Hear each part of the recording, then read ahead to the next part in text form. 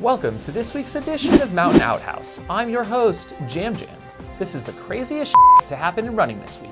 This week's stories include more on PEDs in ultras, western states, and which ultra race to avoid like the plague. The topic of performance-enhancing drugs in our sport continues to trend this week. An article posted to the popular site Ultra Runner Podcast by Anonymous specifically called out Jim Walmsley to lead the way on the PED use in our sport by suggesting to get his sponsor Hoka to pay for and publish publicly his biological passport. This is an interesting proposition, but my biggest issue comes when this article is posted without an author attached. How serious are you about curbing PED use in our sport when you can't even sign your name to an article? The article has since been removed after similar cries from the public. I have to commend Sage Canaday, who also wrote an article this week on honoring the game. He is an athlete who has been quite vocal on the PED issue that has been creeping up in our sport, and is genuinely interested in keeping our sport clean. I have to agree with Sage, and also have to commend him for using his name publicly. I think if we had more athletes and brands commit to keeping our sport clean, we can all help to save our sport from the fate of road cycling, Major League Baseball, and Olympic weightlifting.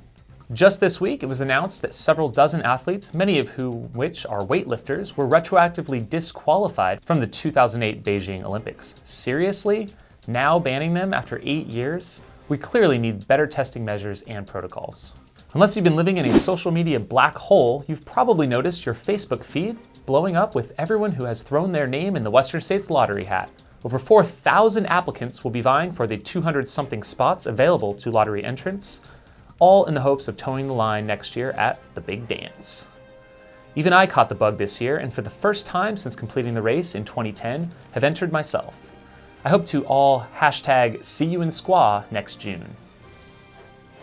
In related Western States 100 news, huge kudos to race director Craig Thornley, who is officially registered in next summer's event.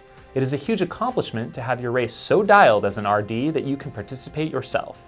After 5 years at the helm, Thornley will again be towing the line, going for finish number 9. Badass. From Twitter this week, @WS Sweatpants has agreed to trade a pair of their infamous sweatpants for my sunglasses. If you hear this at WS Sweatpants, contact me directly and we'll make magic happen. Our #bad race photo of the week comes to us from Bearded Runner, who shares an embarrassing race photo from his past. His mom snapped this photo at the finish of a 5K a few years back, before the trails took hold of his running future.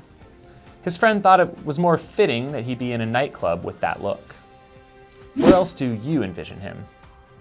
Relentless Mike Wardian made headlines again just 1 week post New York City Marathon with a win as Elvis at the Las Vegas Rock and Roll Marathon. It seems nothing can stop Iron Mike. Congrats. The winner of the contest for a new goo flavor was announced this week. Cola Me Happy won not only the popular vote, but also the gel-electoral college vote. Here are the full results. Cola Me Happy, 29%. Campfire S'mores, 24%. Pina Gulata, 22%. Strawberry Basil Lemonade, 15%. Carrot Cake came in last with just 10%.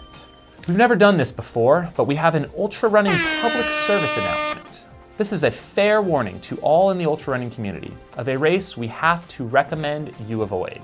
The Ultracentric Experience, which should have been held this weekend in Texas, was recently canceled by the race director due to what we understand is his own personal illness.